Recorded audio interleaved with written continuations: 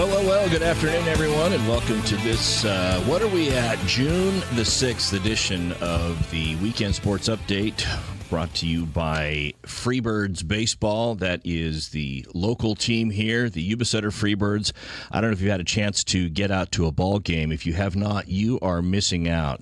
Today's also brought to you by Recycling Industries, a new sponsor to the program. Recycling Industries over at 140 Epley Drive in Yuba City. If you've got junk, things that need to be hauled away, and you don't want to make the hike all the way out there beyond the outskirts of Marysville, it'll cost you, oh, good heavens, $10 just in gas to get out there. You can take it over to Epley Drive and get rid of all your junk from your spring cleaning, summer cleaning, and you can take care of it on over there. Great service they provide, and they've made this possible here to have this show along with the Freebirds. I'm Todd Kuhnen, play-by-play voice for the Freebirds. Solo here today with the exception of my engineer extraordinaire, Mason, who will only be available by voice. Mason, give us the voice. Hello. That's about all I can say. Only speaking in one word. So if you have any questions for Mason, you can go ahead and text me at the tell you what, you can text me at the Freebirds text line, 916-318-6562. That's 916-318-6562. If you have any questions for Mason, and about Freebirds baseball in general, go ahead and text us, 916-318-6562. Look forward to taking those there. A lot has gone on in baseball since we last touched base. We do this show on the weeks that the Freebirds are on away games, and the last 2 weeks we have actually had the Freebirds playing at home. And like I said, if you haven't been out to take in a Freebirds game, you're really, really missing out, not just from the baseball on the field, but everything that goes on to make a baseball game possible. They have, to use an idiom here, they have all their bases covered. Out there in right field, if you haven't seen it, right beyond the first base dugout, there was a pavilion there before, but they came in. There's some concrete steps there. They went ahead and leveled it, put the party plaza out there. They have a bar where they serve street tacos, and you get some drinks down there. Just a nice place to sidle up and put your arm on the armrest, take in a baseball game, watch everything going on. That's where a lot of people have been congregating, and why not? It's just an absolutely awesome place to go ahead and take in a baseball game. And then for the kids over on the other side of the stadium, over on the left field side, right where the opposing team would be warming up in the bullpen, they have the huge bounce house out there for the kids playing. Don't worry, it's all protected. Foul balls won't be hitting any kids. And that bounce house is packed. Every game that I've seen, it's just packed out there. The idea for the ballpark here, and talking with Harrison Shapiro and Jackson Shapiro, the general managers of the ball club, the idea here is to have your family be able to come out with your family. Once you get through the gates, there's things for the kids to do. The parents can go ahead and watch the game. It's a safe environment. You can kind of relax, let your kids run around, and take in and enjoy the baseball game. And baseball has been what it's about. The play on the field has been absolutely outstanding. I think the Freebirds, so far tonight, they are down in Modesto taking on the Modesto Roadsters. So far against the Roadsters, it's a 6-game series. They've split it 2 games each going into tonight's ball game, and we'll get to those results here in just a second. I want to get you filled in with the standings here in the Pioneer League. The Billings Mustangs, they along with the Long Beach Coast are the teams to beat. The Mustangs come in with a 13-2 record. The Long Beach Coast are 13-3. The Coast have played 2 series here against the Freebirds, and the Freebirds put up a pretty good fight against the Coast. They picked up a couple games. They dropped a few. They were nail biters, but the Coast were able to come out on top. And one of the things I noticed in looking over the Long Beach Coast lineup is that the Coast is made up primarily of players that played on one of 2 teams last year. The Idaho Falls Chuckers. Now that makes sense because the Coast's manager is Troy Percival, and Troy Percival was the manager for the Idaho Falls Chuckers last season. So when he decided he wanted to be closer to a beach and not closer to potato farms up in Idaho, he went down to Long Beach where they started the new ball club, and he brought, oh, good heavens, it looks like 60% of his team is made up of former Idaho Falls Chuckers players from last year. And then those that he didn't take from Idaho Falls, he ended up taking from our ball club. The number of players that played on last year's Yuba Sutter High Wheelers ball club that are now playing for the Long Beach Coast is astounding. And he, I don't want to say poached, but he took a lot of our good guys. Cuba Bess is down there. Cuba Bess, if you remember last year for the High Wheelers, was our home run hitter, one of the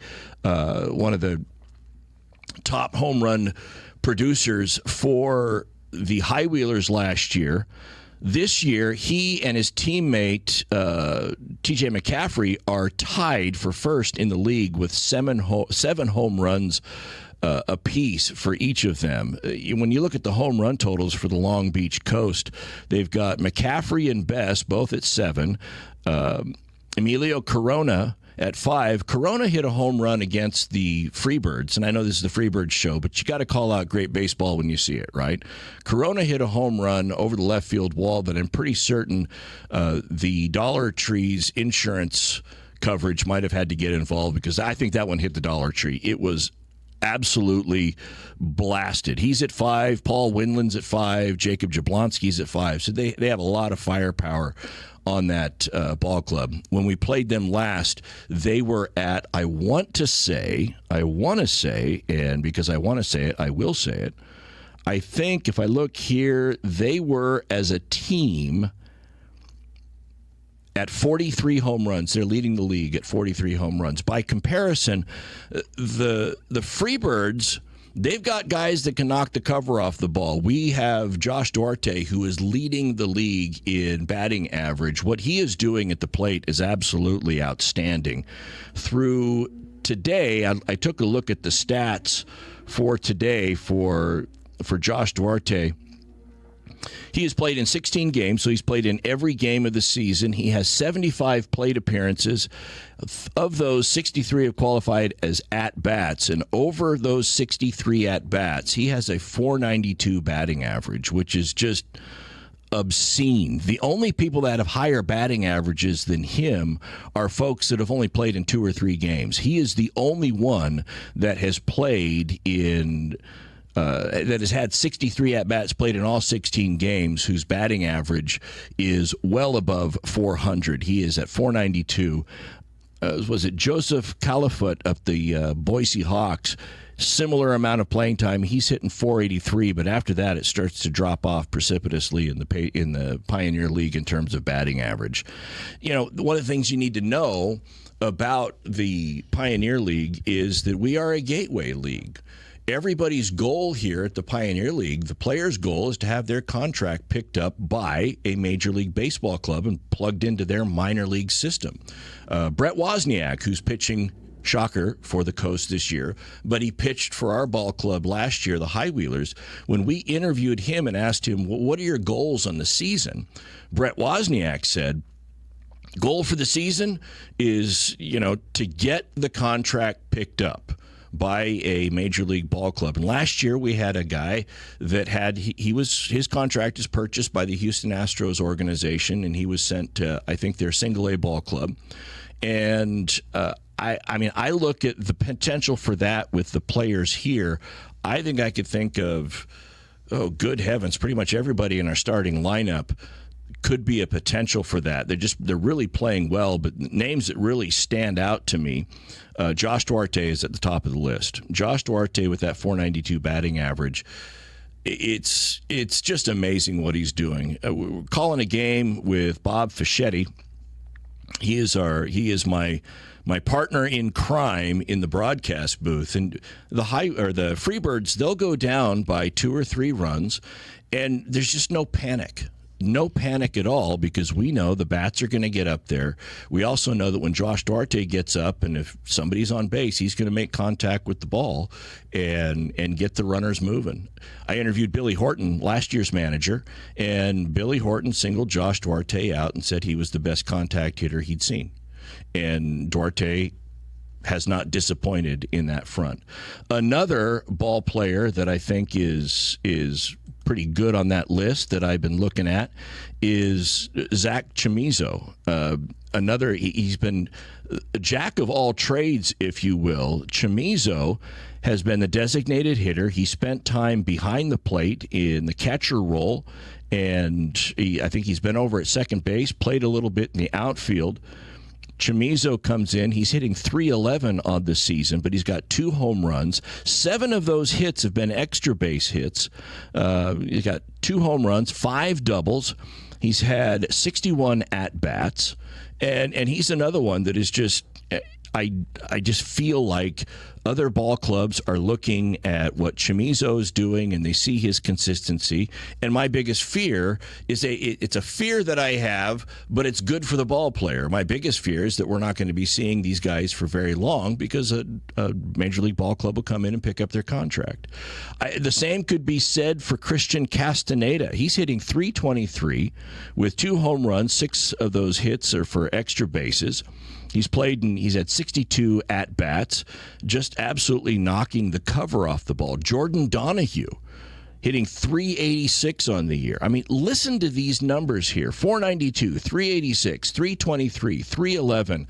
Those are the batting averages of Duarte, Donahue, Castaneda, and Chamizo. And that sounds like a law firm right there. Call the attorneys at Duarte, Donahue, Castaneda, and Chamizo. Reasonable doubt for a reasonable fee. We will litigate to your last nickel. You see those batting averages, and they've just shown that consistency. Right now, manager Frank Gonzalez, the biggest task he's got is putting them in the right spots in the order to make sure that they're providing the appropriate coverage for the protection for the players batting ahead of them, batting behind them. He's been tinkering with the lineup, and I think he's just fine-tuning it and getting it where it needs to be. Turning to the last 4 games, while the Freebirds have been on the road playing the Modesto Roadsters, I mentioned that on Tuesday, that was June 2nd, that was a 4-3 victory and the first knockout round victory of the season. Now, for those of you that don't know the knockout round, by the way, we do have, if you have questions for our engineer extraordinaire, Mason, you can text those to the text line 916-318-6562. I just got one. I won't be reading that one on the air. But thank you for participating. I'm making him blush. So getting back to this was last Tuesday. It was the first knockout round victory of the season. I think the first time they've been in the knockout round. And here's the way it works. In the Pioneer League, they don't do extra innings. So if it's tied at the conclusion of 9, much like in soccer, you go to penalty kicks, in the Pioneer League, you go to the knockout round. And the way it works is each ball club sends a hitter up to the plate. They have 2 minutes or 5 outs. Anytime you make contact with the ball, if it's not a home run, it is an out. So 2 minutes or 5 outs, whichever comes first, and the team that has the most home runs at the conclusion of that is the one that goes ahead and wins the ball game. So last Tuesday, they went to the knockout round. I can't remember who we sent up first. It was odd. Like, I don't want to throw people under the bus, but the play-by-play guys for the Modesto Roadsters that were calling it probably weren't familiar with calling a knockout round, and so they didn't tell us who it was at the plate. You couldn't read the number from the distance that the camera was. So I don't know who batted in the first knockout round, but we didn't get any home runs. Neither did the Roadsters. But then newcomer to the ball club, I believe it was Easton Amundsen, came up, and he hit 1 or 2 home runs during the second round of the knockout round, and the Roadsters were unable to answer, and so the Freebirds came away with the victory on that night. That was Tuesday. They ended up winning. In the scorebook, it looks like it's 4-3. It was tied at 3 at the end of regulation. And just to get there, to have the tie score, and we were talking about Zach Chamizo a few minutes ago. Chamizo was the one that really got them there. Kate came up in the 8th inning, and he homered in the 8th to tie it at 3. And that's what the way the score was at the end of 9. It was 3-3 to the knockout round. On Wednesday, in heartbreaking fashion, after the high of coming away with the victory on Tuesday, the Freebirds dropped Wednesday's ball game 4-2 to the Roadsters. But on Thursday, they were back again and ended up winning that one 6-5. All these very close ball games. The Roadsters, little backstory on them. They took on the Red Pocket Mobiles for the first 6 games of the season. And after 6 games, because the Mobiles are scuffling a little bit, I'll tell you why in just a second, and also direct you to a really cool documentary if you want to watch it online about the Red Pocket Mobiles. But the Roadsters played the Mobiles for the first 6 games of the season. And at the conclusion of that, they were 6-0 on the season because the Red Pocket Mobiles did not get a victory.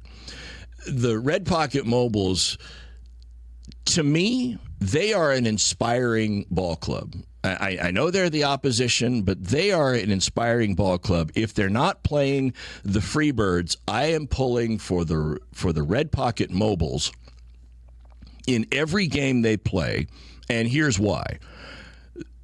The Red Pocket Mobiles will not bat in the bottom of an inning the entire season. They are a road ball club. These kids, for the next 2.5 to 3 months, are living in hotel rooms. They're living on the bus. They have no home stadium. They are on the road for all 96 games that they play. Yes, I said that right, 96 games. They are on the road for all of those. There was an odd number of teams in the Pioneer League at the conclusion of last year after the 2 expansion teams, Modesto and Long Beach, came in. And then there were some issues with the the Colorado Ball Club. So the long and short of it is there was an odd number. They needed to even it up, and so the Red Pocket Mobiles were created, sponsored by Red Pocket Mobile, the cell company.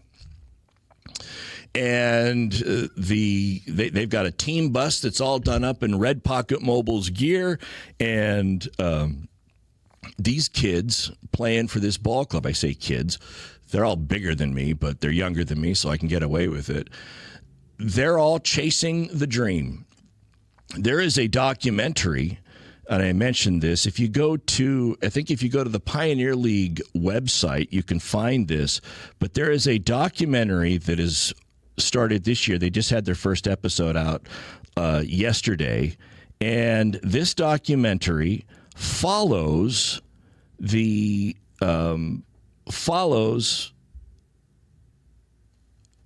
Red Pocket Mobiles, their history, how they made the ball club. They interview the manager. They interview the ball players. I mean, you have guys coming from all walks of life. One guy was saying, look, I teach the 2nd grade during the rest of the year, but I'm chasing my dream here following this. Another guy was working at a Walmart. Another guy was loading boxes in a warehouse, either for Amazon or UPS or something like that. But they've just all come around and they're chasing the dream. They try it out. They made the ball club, and they're being managed by former Major League Baseball players and having a blast doing it. I say having a blast. The season's still young. Let's talk to them in late August when the dog days of summer is hit. But I can tell you that the Red Pocket Mobiles played a 3-game exhibition series against the Freebirds. They did that back in mid-May, and they seem like a very formidable ball club. They just need to put it together. They can pitch. They can hit. They just need to work on the timing so they get things done in the right sequence. But they're a great ball club, and just great people. And I'll tell you, one of their claims to fame, for those of you who are San Francisco Giants fans, if you recall, the in-game reporter, so they had the guys in the booth, Kruk and Kipe and John Miller and Dave Fleming, those were the guys that were doing the play-by-play and everything, but they'd throw it down to the in-game reporter who was meeting with fans, interviewing coaches. Somebody would catch a foul ball, and she's out there interviewing the person that caught the foul ball, and just an absolutely delightful person, Amy Gutierrez, affectionately known as Amy G. And I mention that because Amy G is the co-general manager of the Red Pocket Mobiles. During that exhibition series, she was out here watching the team, making decisions about who was going to make the final roster. And she is adopted that role, and that's her role here in the Pioneer League and with the Red Pocket Mobiles this year. So, I say if you come out to a game when the Red Pocket Mobiles are in town, there's always the possibility you may see her here taking in a game, watching her ball club. But just a great ball club. And that's why I'm always pulling for them. But back to the Freebirds, they're facing the Modesto Roadsters. They have tonight's game, which will be the 5th game of the 6-game series. Last night, the Freebirds dropped that one again in dramatic fashion. They lost that one. In the scorebook, it'll say 6-7. And as soon as I say that, I look over at my son Mason, and I know that he's immediately, wait, did you just say 6-7? It's like an activation phrase. I was looking at the monitor here, and I instantly turned to look at him. We don't want to repeat. We don't want a repeat of that one. Yes, no, we'll just let that one die there. But so last night it was 6-7, but it was actually a tie score, 6-6 after 9. But the Freebirds, they were able to tie it up in dramatic fashion. Going into the top of the 9th inning, it was 6-2. And here we go. You recognize his name, Zach Chamizo, got it started. With 2 runners on, he hit an RBI double. That made it 6-4. And then, RBI double. Then Christian Castaneda, Chamizo had one RBI, a double, and knocked in 1 run. Christian Castaneda came up. He singled to right. That knocked in the 2nd run. And then Kendall Foster came up to the plate with 1 on and put it over the wall, 2-run home run, and that tied it up at 6. So that sent us to the knockout round. And we were able to hit 1 out in the first round of the knockout round, but the Modesto Roadsters came up. They had 4 no home runs, so 4 outs. They had 1 out left, and the guy at the plate for the Roadsters ended up hitting 2 over the wall. So they went away. They came away with the victory here in the knockout round. So tonight they play again. By the way, if you want to take in these ball games, you can do so on the HTN network. That's the Home Team Network. If you go online, go to Home Team Network, it comes up. You can select your league, the Pioneer League. You can find the Freebirds logo and sign up to watch those games. I'm not. It's not a paid promotion. I do not. I just let you know where you can go and find the games if you want to watch them. I don't know if they do what we do. So here you can watch all the games on the television. You can watch all the video feeds for the games.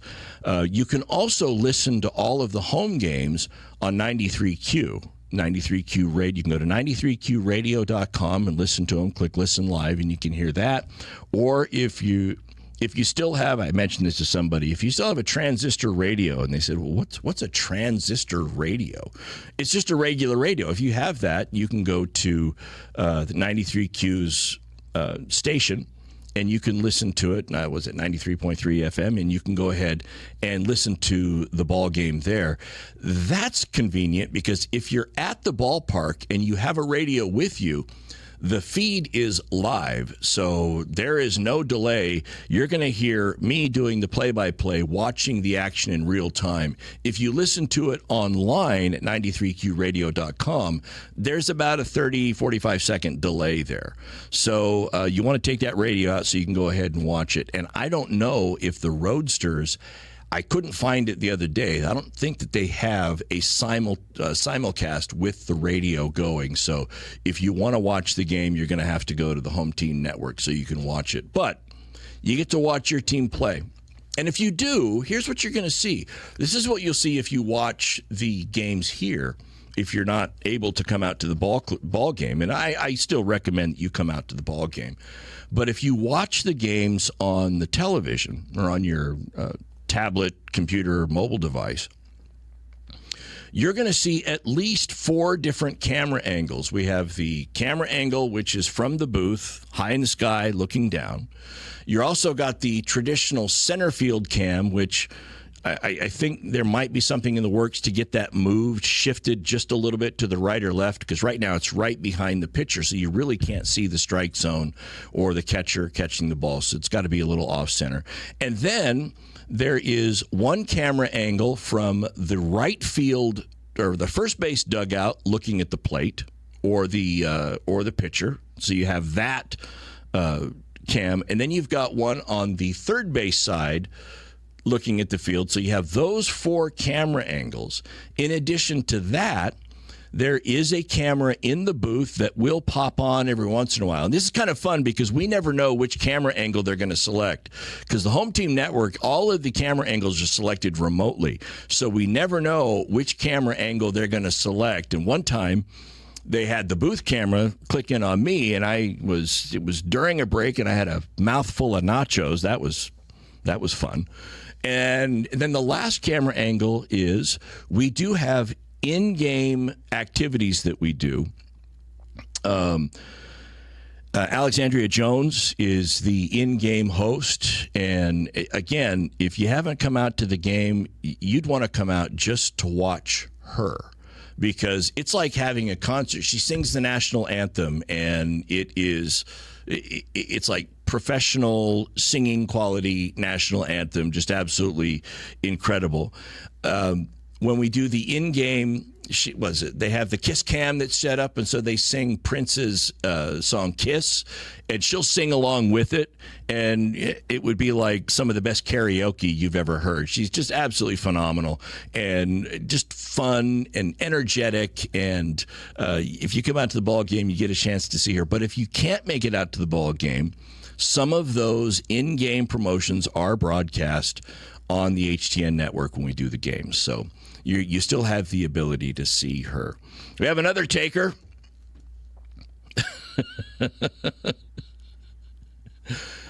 Okay. I will ask our engineer this one. This one just came in. Mason, what do you like to do for fun? A riveting question. Inquiring minds want to know. Video games. Mason, you like to play video games? Oh, yeah. Anything besides video games? I like to cook. He does. He cooks. Yeah. Last night he made a mean Mongolian barbecue dish. Go on. Yeah. That's about it. Let's keep the questions coming in about baseball. How about baseball?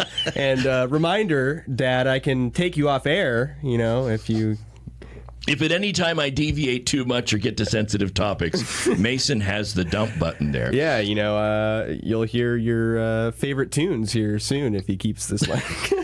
916-318-6562. 916-318-6562. That's the text line if you have any questions for our engineer extraordinaire, Mason, who is hiding off camera and at his own choice.